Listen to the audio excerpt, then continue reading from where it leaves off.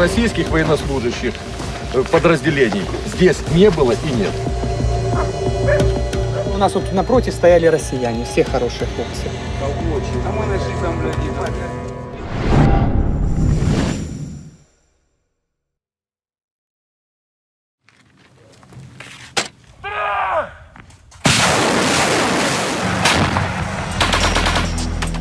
The battle for the strategic town of Debальцево in eastern Ukraine last February was a crucial turning point in the war between Ukrainian government forces and armed groups backed by Russia. The pro-Russia forces took the town after encircling thousands of Ukrainian troops.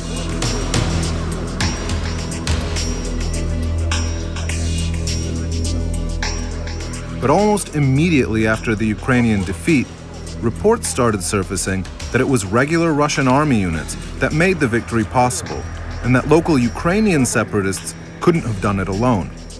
Journalists recorded footage showing soldiers of non-European appearance who could not have come from Ukraine. Photographs showed them operating heavy equipment and even playing soccer near Debальцево.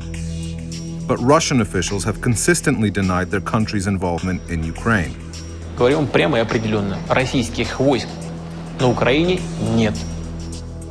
And on the ground, in the conflict zone, Russian military observers carefully toe their government's official position. Читайте официальную информацию. Российских военнослужащих подразделений здесь не было и нет. So I asked the international observers from the Organization for Security and Cooperation in Europe to see if they would give me a clear answer that would set the issue of Russian soldiers in Ukraine to rest. We report objectively what we see, but it's not up for the OSCE Special Monitoring Mission to draw conclusions on this other than what we directly see.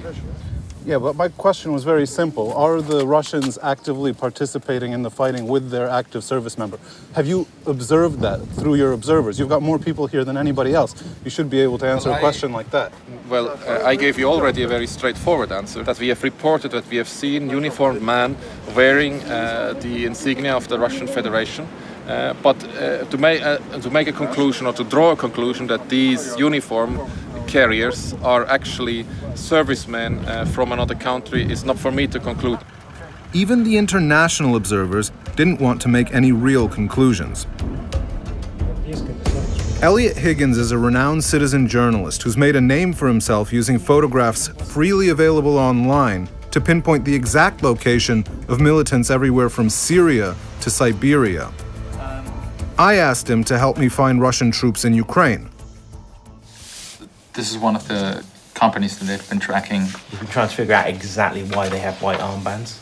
Предназначение обусловлено тем, что на поле боя надо различать своего и противника.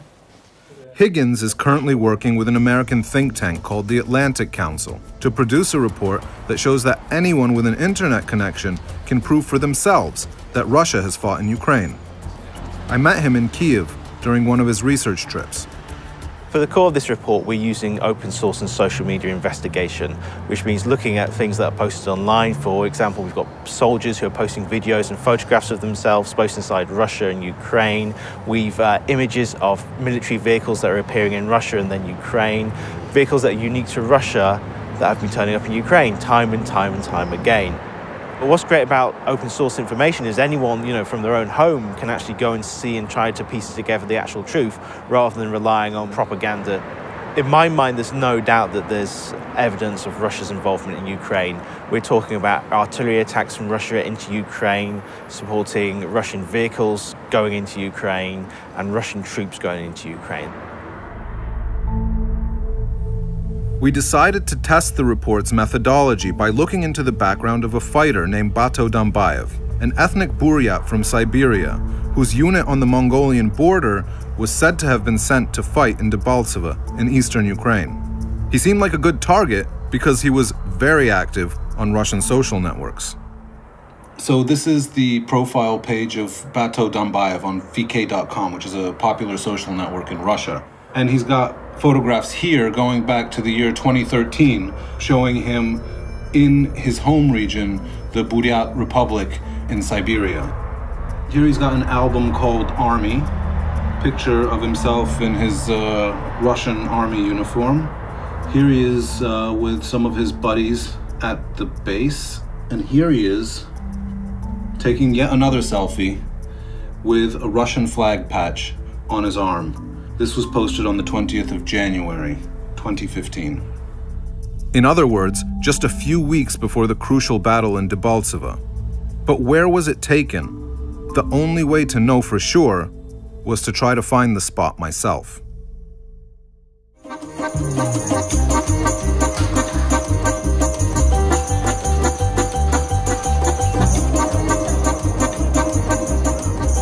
I've come to Russia to retrace the trail of digital breadcrumbs that Dambayev left on his way to Ukraine from his home base in Siberia, thousands of miles away from the battlefield. And we're starting here in Moscow on the Red Square. Сфотографируйте, пожалуйста. Ну, чтобы Василий Блаженный в Кремль попал, если можно.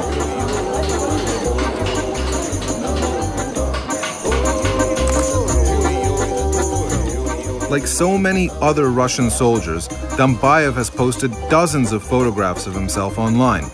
Some tell us more about his personality than his military service. But there are others that give away quite a bit about what the Russian army is up to.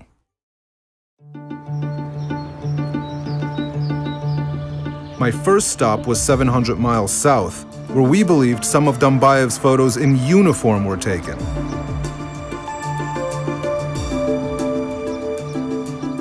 This is Taganrog, a city in southern Russia that's just 40 miles from the border with Ukraine. 100 miles away from here is the city of Debálceve in eastern Ukraine. And at any given time, there are thousands of Russian soldiers training in military exercises near the Ukrainian border. And we know from photographs that Dambayev took with his comrades that he also spent quite a bit of time here last winter.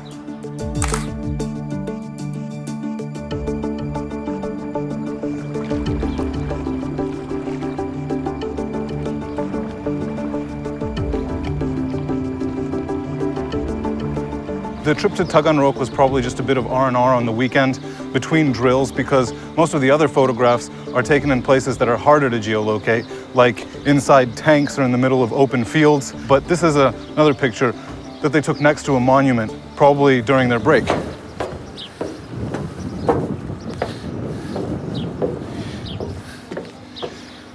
Does this look about right?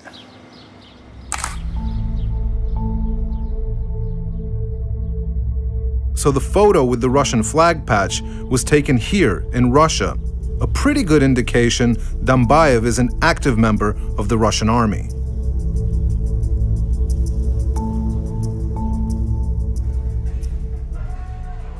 This is a photograph of Dambayev and one of his fellow soldiers. It's really hard to tell where the photograph was taken because there's nothing in the background. It looks like it's indoors or inside a vehicle.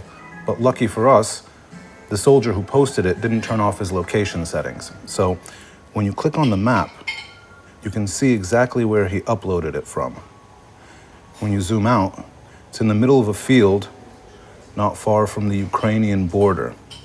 And if you look at the photos that are geotagged to the same location, the photos nearby, you can see that there's still tons of Russian soldiers there taking selfies, posting them to the internet. And it's a pretty big encampment.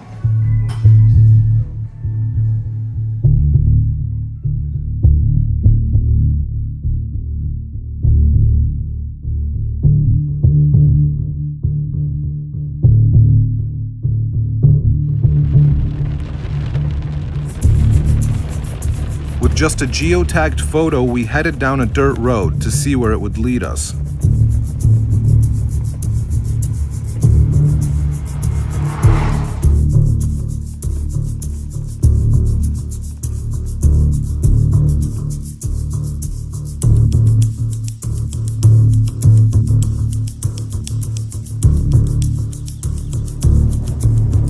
So we followed the pin on the map out into the countryside, and we've already seen 3 really big army encampments with hundreds of vehicles in them. You can really feel the military presence out here near the border with Ukraine. The Russian military, on an official level, says that the reason they're out here across the region is for military drills. But these drills have been going on for a year now, so you've got to wonder what they're really here for. One of the photographs on Bateau's profile is different from the rest. In it, he's wearing a uniform, unlike the ones in any of his other posts. Doesn't have insignia. He's wearing a white armband, and he appears to be standing in a battlefield. This photograph was posted in February, around the time of the battles for Debальцевым. So we headed to Ukraine to see if we could find the place it was taken.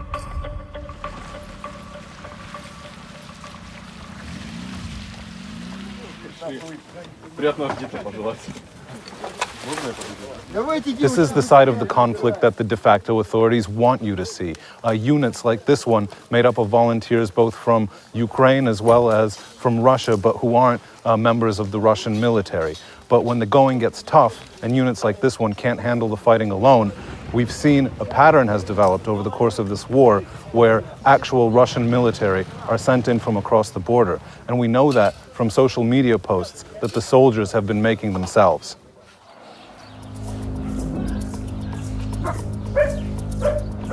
We drove to a town near Дебальцево where ethnic Asians had been sighted to see if any of the locals remembered them. Здравствуйте. Вы не знаете, хозяин этого дома здесь? Здесь.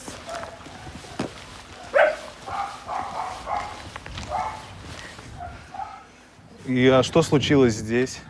Прилетел град в дом. Убило 2 детей. Одному 7, второму 17.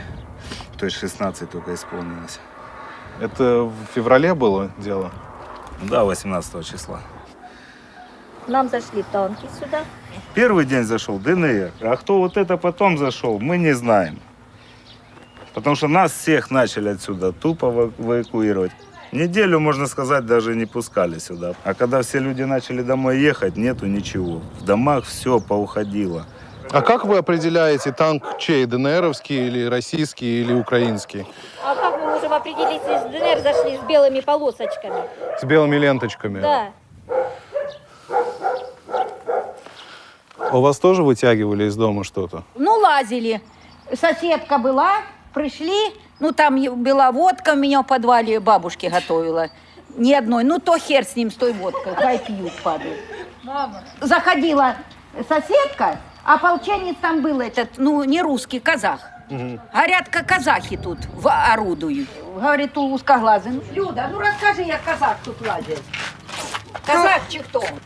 Да не казах он, ну, бурят.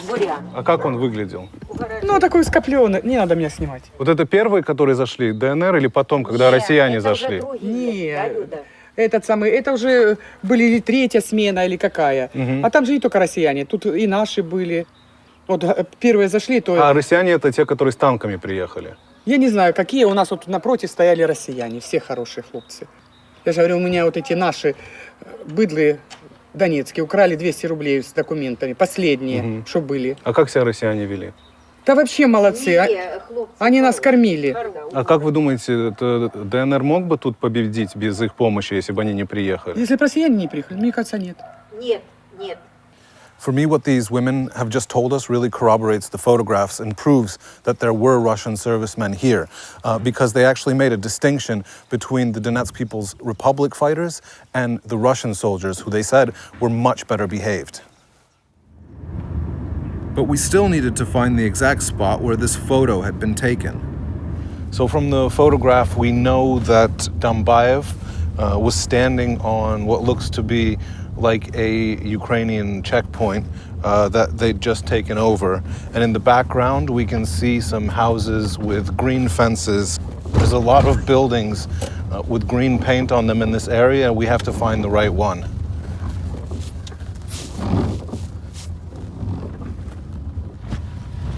That kind of looks like it, a little bit.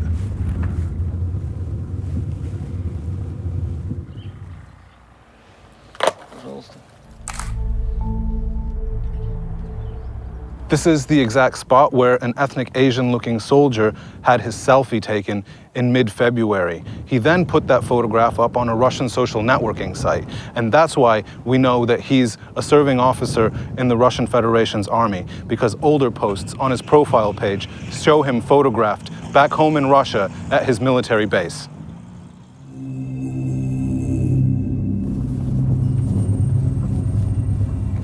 My next stop, almost 4,000 miles east, in Dambayev's home region, a part of Russia that borders Mongolia.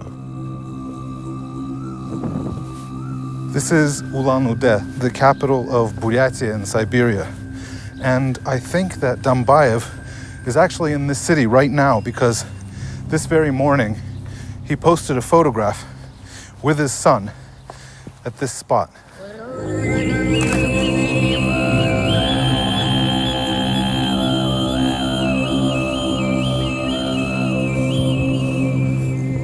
It's one thing to reenact photographs that have already been taken, but it's a whole nother thing to find an actual living person without knowing exactly where they are. So this is going to be the hardest part of my investigation.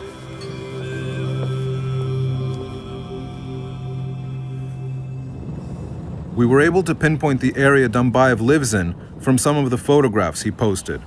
Then it was just a matter of asking around the neighborhood.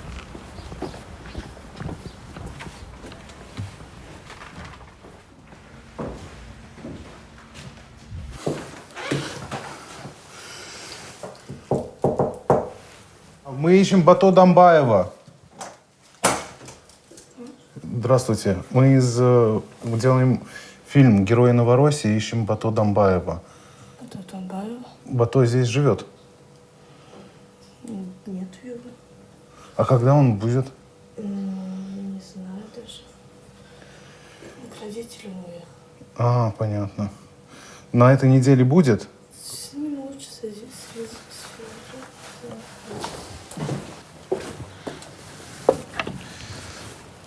Well, we had one shot, basically. This was the address that we knew him to live at. We met his wife, but he's not here. So we're going to try and phone him and see what happens, but our chances are pretty bad at this point.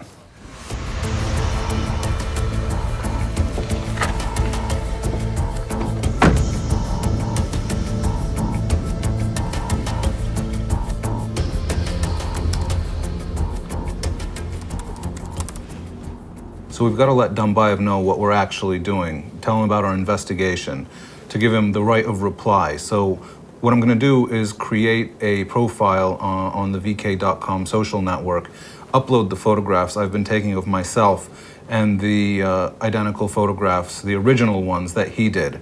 Then I'm going to friend him, and then we'll see what happens. Hooray!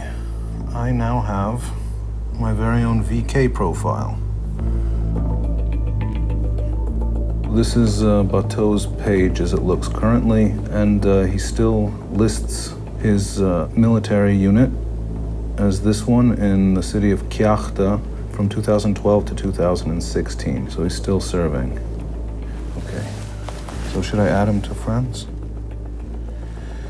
It's my first friend. Алло. Алло, здравствуйте, Бато? Да. Вас беспокоит Семен Островский. Я хотел вам сообщить, что я открыл страничку в ВКонтакте, где и вас добавил в друзья. И вы можете посмотреть там фотографии, которые я запостил. Там есть и фотографии вас в Украине, и фотография меня на том же месте в Украине. А где фотки будут? Ну, эти фотки, они сейчас только висят у меня на страничке, но через несколько дней они будут опубликованы на нашем новостном сайте в качестве расследования, которое мы проводим.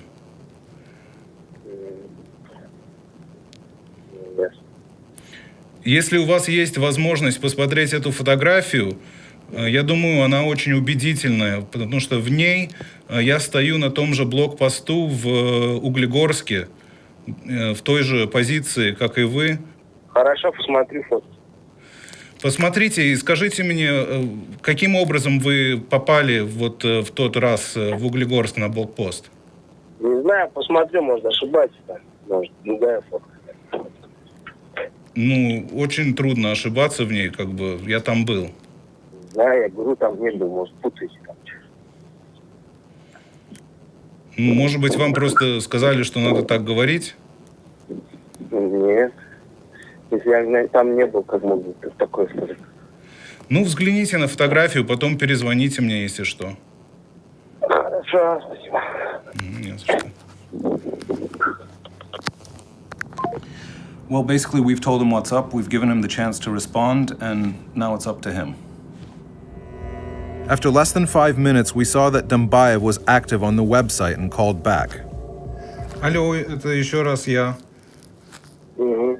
Ну, вы успели посмотреть фотографии? Да, посмотрел, да. Ну и что скажете? Нет, что-то ошибаюсь. В каком смысле? Где я ошибаюсь? Нет, не я. Ну, а почему вы их тогда запостили на собственную страничку ВКонтакте? Я его не вылаживал в ВКонтакте, такой ВКонтакте. Не ошибаетесь что-то.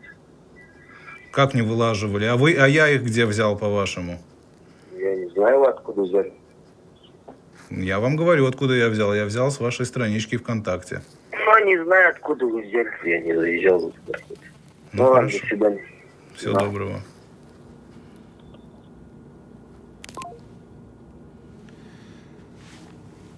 He's been good and prepped.